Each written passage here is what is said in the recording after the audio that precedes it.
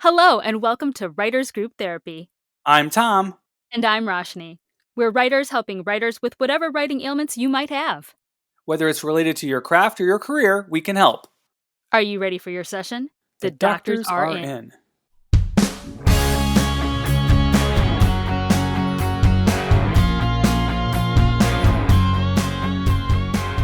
Hey, Roshni, I have a question for you. Oh dear. Because I know nothing about fashion. Oh no. Yeah, I only dress decently because other people buy me clothes. What is fast fashion and why should I care? You know what's funny is I feel like this is so appropriate because I don't think fast fashion has hit the men's industry as much as it has the women's. And it's been around for, oh my gosh. Oh, the rise of it is at least 10 plus years. Really? Yeah, Oh, because I feel like it really started, and I'm not a historian on fashion by any means, but it really started with the rise of like Forever 21 and H&M. And Forever 21 I can remember as early as like 2001, 2004-ish, like in that range, like in the early to mid 2000s. That's when it hit my area in Michigan, so obviously Forever 21 was probably already out on the coasts. But fast fashion is basically okay, do you remember back in the day when we would shop for clothes for school? You yeah. had basically like you would buy back to school clothes, and then all the winter clothes would be on sale in January, and then around like February, March, you'd start buying for the spring, like swimsuits and stuff. Do you remember that? Mm-hmm. Yeah, it was kind of a lot like TV. You get your different Exactly, yeah, seasons. Yeah. it followed the school year, it followed the TV, like, schedule and all that, and so you basically, I mean, like, obviously clothes follow a season, but, like, you didn't have to necessarily buy something right away because you knew if you saw it in September, like a sweater, it would still be there in a few months, and, like, you kinda planned around buying things, either back to school or maybe like the winter sales and then for the spring. So, like, for example, I'm not buying a swimsuit in September. It doesn't exist, right? Mm-hmm. But then somewhere along the line, it started to speed up and you started to see things cycle in and out of stores quicker. So maybe that sweater that you were eyeing back in September, you can't wait until November. You got to buy it right away. It stems from for correct me if I'm wrong. Maybe you can't correct me because you asked me. But it stems from runway shows. So Ah. remember they would do the New York Fashion Week or whatever, they would do the runway Mm-hmm. shows, and the thing with fashion is obviously you're not gonna wear exactly what's on the runway because it's not practical, but it would have to kinda get translated a little bit into what the everyday person could wear. And so the runway would start the trends, and then it would trickle down into whatever you saw in time to buy in the fall or in the spring. But Ah. fast fashion takes those ideas from the runway and spits them out so much faster than it used to be. So if you see something on the runway, within 2 weeks, it's already in the store. And because they Ah. want people to buy more, they're gonna be cycling through clothes a lot quicker, Oh, so right? they change what's popular so that you have to buy new stuff more frequently. All the time, exactly, and it's not good for the environment, it's not usually made out of sustainable or good material, sweatshops, like, all that stuff. So, Oh, so they don't it last long because 'cause they're cheap. they don't really like, I Well, used not to. cheap price-wise, but cheap, like well, maybe Oh, they're yeah. cheap price-wise, but they're cheap Well, made, that's so part they of it, though, they're cheap price-wise, so you're like, "Cool, I can buy more of it." I used to have a wardrobe full of Forever 21, and I would have to rebuy it at least, 6 months, a year because it would shrink, it would get ah, kind of, like, wonky and stuff like that. so it's Again, it's quantity more over quality kinda thing. it's more for women than men because obviously, Mhm. but yeah, and it's been around for a long, long time. It's like men's shoes, like, men buy dress shoes once every 10 years. Women buy dress shoes once every, 10 weeks. Yeah, yeah. Well, now if you follow the trends, you're buying it, like, once a month, once a week. Yeah. But it's now also hit Hollywood Oh, and this is the why I writing. should care part. Okay. This is the why you should care part, yeah, because it's also hit art. Art and Hollywood. Okay. So Is this a good thing? Let's discuss. what's going on? So, if you follow what people are talking about online, they are equating now this is book publishing. They're equating book publishing to fast fashion, which I find fascinating because of all the art forms out there. Now, when I say art, I'm talking, you know, art like paintings and sculpture and performance art, plays, films, TVs, and writing a book. So I'm putting this all Mhm. into in one category. Books are the longest lead time. So if books can be fast fashion, what does that say about the rest of creativity? Yeah, if you can do that with a book, how do you do that with a book? Well, I'll be honest. So I'm self-pubbed, and one of the things that they tell us in the self-pub world is so when you're traditionally pubbed, you can kind of write a book a year, a book every 2 or 3 years. It is a longer time, right? A longer lead time to get reviews, a longer lead time to, write the thing and get editing and all that stuff. And it sits on the shelf for longer. People just are used to that, right? But in the self-pub world, especially in certain genres like maybe romance, Mhm. people are used to high consumption. It's like web novels, right? They want it right away, they want it frequently, and you can sacrifice a little bit of quality to get it out there faster because you'll make more money if you turn it around quicker.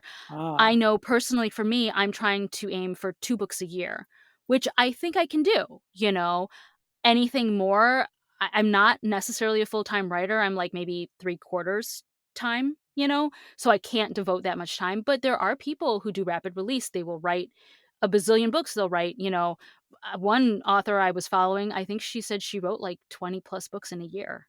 I can't even Wow. imagine turning out that much content. And I'm not saying that the books are bad or good, I don't know, I haven't read them, but it is a lot of work.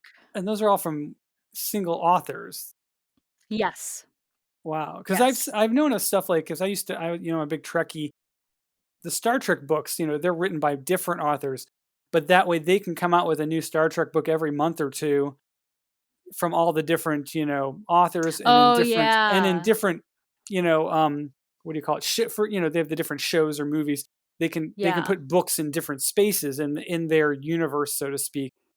Yeah. But they might come out with 20 books a year across all the Star Trek universes, old, new, animated, everything. They've Mhm. got it all. I So think they're getting that frequency so you can get people buying more books. yeah, I think the fast fashion discussion, I've seen it mostly around the second in the series, Rebecca Yarros's, 4th Wing. She has another book out already, Iron something. I read part of 4th Wing, I didn't finish it, but it's a big TikTok book, and as you know, TikTok, YouTube, all of that is instrumental in selling in books right now, right? Bookstagram, Mhm. Book Talk, stuff like that. And so it's a TikTok book, got very popular.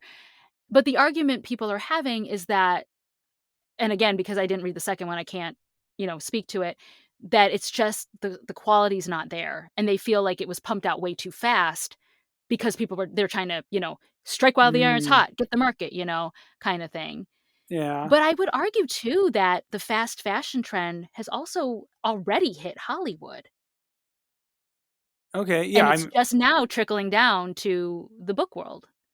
oh, I'd say that there was I mean, I don't think it was super widespread, but I remember there was that one studio, The Asylum, that ripped off, like, every blockbuster in the 19, 10 in the teens or whatever, like, every year there was a Sharknado or a, Mhm. Jumanji or whatever big movie was coming out, they were ready with instead of Pacific Rim, they had Atlantic Rim. Oh, yeah. They basically looked at what the studios were coming out with and rushed into development a competitor with a similar name or look, so that Mhm. by the time the Hollywood studio movie came out, they would be releasing theirs on like home video. So people Mhm. might go to the well at the time Blockbuster, but or be scrolling through the Netflix queue and see it and think that's the movie that they were looking at. Well, see, that's already a really good point. And so, first of all, those Asylum movies are on that was like a cable channel, right? Because it wasn't in the big screen. Most of But them were like Sci-Fi Channel type stuff, yeah. yeah, yeah, yeah. But that brings up a good point. So, remember remember back in the day, but before you had to go to the movies and you could sit and think about it for a while. If you wanted to go see a movie, you wait for the reviews. And if you didn't see it in the run of the theater, you had to wait for it to come out on DVD. And that could Mhm. be 6 months to a year, maybe never if it wasn't really that popular, right? You might never get it. And Titanic is a great example. That movie, I did not see it when it came out. I resisted. I was not interested. I finally went and saw it so I could write an opinion article about it in my student paper. Mhm. I saw it 6 months after it first was released because it was so popular they kept it in the theater, remember that? That was, like, unprecedented. It had Right, never yeah, it was happened like a before. year, yeah, it was Yeah, it stayed and stayed and stayed. Most at that time, most movies only stayed for maybe 3 to 5 months, I I think I knew think, somebody who if saw it, that. like, every month that it was in the Yeah, theater. because people loved it and they would go, but my point is, it had a super long run, and then it still took, like, I think another year for it to come out on DVD and VHS and all that stuff. But now, if you don't see a movie within, 2 weeks, it's gone, and maybe you can catch it on streaming or on DVD in, like, 2 weeks. Dungeons& and Dragons, which was really fun, I saw that in late May. I think it was released in early May, and I was like, "Huh." I saw it in, like, the fall already on DVD, and I was like, "What? I just saw this." That's what I'm saying. That's a form of fast fashion right there in the movie sphere. Mhm. Pumping Yeah. it out that fast and then, "Let's throw it on DVD." And have you ever seen the movie The Holiday? Oh, no, I don't think so. Oh my gosh, so good, so good. That movie came out, I believe, early 2000s, 2004, I wanna say. Cameron Diaz, Jude Law, they're one couple, and then Kate Winslet and Jack Black are the other couple, and the point is Kate Winslet and Cameron Diaz switch, housing for the holiday, for Ah, okay. Christmas. So, Cameron Diaz goes to England and Kate Winslet comes to Hollywood because Cameron Diaz's job is she's a movie trailer editor. And Kate becomes friends with her next door neighbor who used to be he's retired, he used to be a writer in the golden age of Hollywood. And there is a scene where she walks in, he's reading the paper, and he's like, "9 movies came out. Oh my goodness, they're all gonna be fighting for box office space. This is not conducive to good art." And she kind of laughs it off and she's like, "Oh, are you always this feisty?" And he's like, "You gotta fight the good fight, kid." But that always stuck with me. 9 movies in 1 week. He's like, "I remember the days when it was like 1 movie a month and they didn't have to fight for space." He's like, "Now there's 9 movies." Well, now how many movies come out, in a month? And they're all competing with each other for Yeah. viewers. Mhm. Actually, this year it was last year it was down a lot, but that's, Well, because of pandemic, industry. yeah. Yeah, it Yeah. was actually just for reference, I think it was average is usually around 100 to 110, but last year was around 88 from the major studios, that is. So in a year, you mean? Yeah, in a year, so Okay. less than 2 a week, where it usually was 3 about 3 a week, 3 to 4 a week. Mhm. But just like with clothing, like if you never value something that's cheap, right? So like if I go to a store and I buy 10 t-shirts for $1, I could care less what happens to them. If the cat throws up on them, I stain them, they get holes, whatever, I just rebuy it. It's kind of the same thing with movies, right? If you put out 10 movies in a week, my brain's like overloaded and I also don't really care, you know? And that's what Mhm. reviews and stuff are for. But then I'm like, it takes me a while. I'm not the type of person who wants to go on opening night unless it's something I really, really, really want to see. For me, that's rare. So I actually take a while to like go to the theater and then I'm like, oh, it's gone. You know? So I mean, Yeah, it kind of cheapens the art in a way. I know yeah, movies are expensive to make, but I'm saying that if you cycle them out that quickly, it's sort of cheapening yeah. what you're getting. I think there's a pushback on that coming, and Disney is probably at the top of the list because they said they want to focus more on quality than quantity. Because in Mm, the past few years, they put out these release schedules, and it's literally every month there's something coming out, whether it's on yeah. in the theater or it's on streaming. And there's a Star Wars, a Marvel, or a Pixar thing coming out every in sequence month after month. And obviously they realized this last year that their quality has not been up to par. That and they're oversaturating it a little bit, uh, Yeah. where their audience is divided among different streaming platforms and different entertainment venues.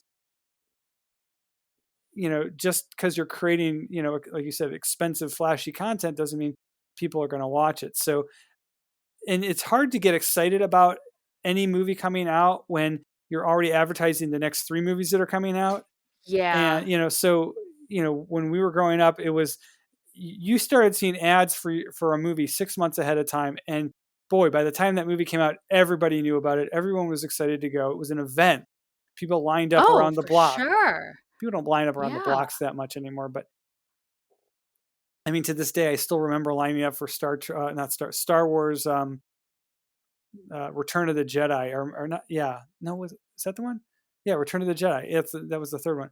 Yeah, I remember lining up for that with my dad at the theater on Mayfield Road, and that was a big deal. But nowadays, because we know things are going to come out on streaming eventually, because we know we can go rent them, and because we're so overwhelmed with everything else, it's like it's more of a, oh, that's nice. I'll get to it When I eventually. get to it, yeah. And Yeah. it's not even knowing it'll come out eventually, it's knowing it'll come out quickly. Mhm. I have no ins like I was saying, for example, Titanic. If you know you're not gonna see it for another 2 years once they take it out of the theater, you're gonna go see it when it's there. You'll pay the I mean, back then, tickets were cheaper, but, like, now tickets out here are 20 bucks.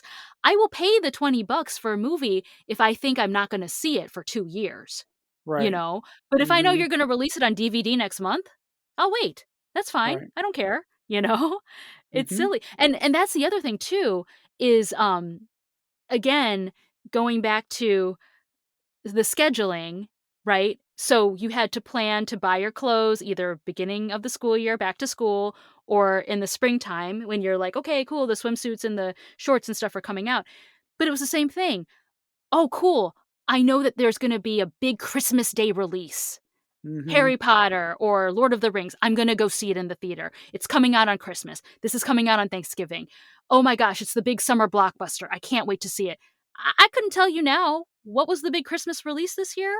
I I don't know. honestly couldn't say. I have no clue. I I'm in the same Yeah. boat.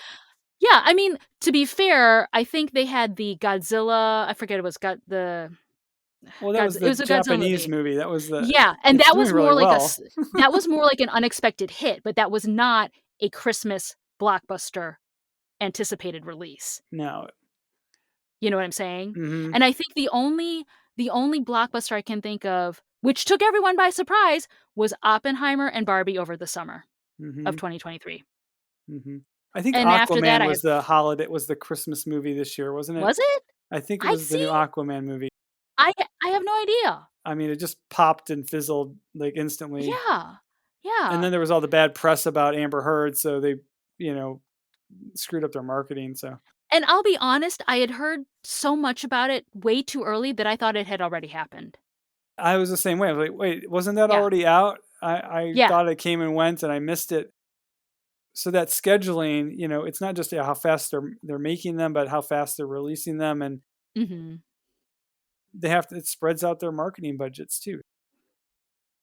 They're watered down. We don't get the especially because we're not at the movies as much, we're not watching TV as much, we're not even getting the exposure to those things, Mhm. going to the movies and seeing the trailers or that kind of thing. Yeah. Plus, you don't get trailers when you watch things on streaming, really. Sometimes they might run one little ad for something on on their network, but it's not like going to the movies where I actually really like seeing the trailers at the movie theater. But now we just watch them on YouTube. But that's a less of Yeah. a spectacle than it is when you're captive in the In audience with the there. lights off. Yeah. Yeah. I mean, and even in terms of, like, book publishing, I don't mind if a book comes out fairly quickly, you know, as long as it's good quality. Again, I like I said, I did not read the sequel to Fourth Wing, so I can't speak to its quality, but I just know that people are upset. There's something about it that they said this has been pushed out too quickly. I'm one of those people, like, I'll actually wait till the series is done and then I'll buy them all, so I don't have to wait. Mm, You know what I mean? Because I hate mhm, waiting for the next book, so I'd rather just have them all at one time and buy them all and read them in yeah, succession. I don't I don't think there's anything wrong with that as long as people put out quality. But I think mm, the issue, what we've been seeing with anything in the arts sphere, arts now being a very broad term, is people are putting things out too quickly without taking the time on it. And it's fine to take the time. That anticipation, I think, will actually get you farther. mm, yeah. I think that might have something to do with what we talked about with the writer's strike, the writers' rooms being so small that Mhm. you have fewer people working on the stories, so there's less input and less, internal, review kind of stuff. It's if it's just a show writer and a few staff writers, there's not as much uh, vetting of the stories as there would be if you had more people on the team. Yeah. So your product comes out and it's kind of, like one person's writing almost all the episodes of these 6 episode shows, and there's not as much of a team effort that provides more quality. Now on the other side of that, we know how too many people spoil the soup, so to speak. It's just Mhm. finding the right balance, I guess. I mean, I will say too, like, I don't think it's sustainable. I mean, just like people Mm, complain about fast fashion not being sustainable for the environment and it's not fair to like the workers and stuff like that. Like, a good example is YouTube creators. You know, when they try to put out so much content all the time, there's been a lot of cases where they just get burned out and they're just like, forget it. I'm mhm, not doing it anymore. yeah, Because you can't sustain that level of output without something giving somewhere, mhm. you know? Quantity and quality. The age old dilemma. Mhm. Okay, so I need to get myself some fast fashion, is that what you're saying, so I can be hip? N Nah, you stay you. It's it's funny, it's never did I don't think it ever really did hit men's fashion. I'd be interested to look. I mean, obviously, you can go shop at, like, Forever 21 or H&M, but I think in general, it was always geared towards the women. What do you guys think? Let us know. You can follow us online at writersgrouptherapy.com or on all the socials at WG Therapy. Send us your opinions, and we'll talk to you soon.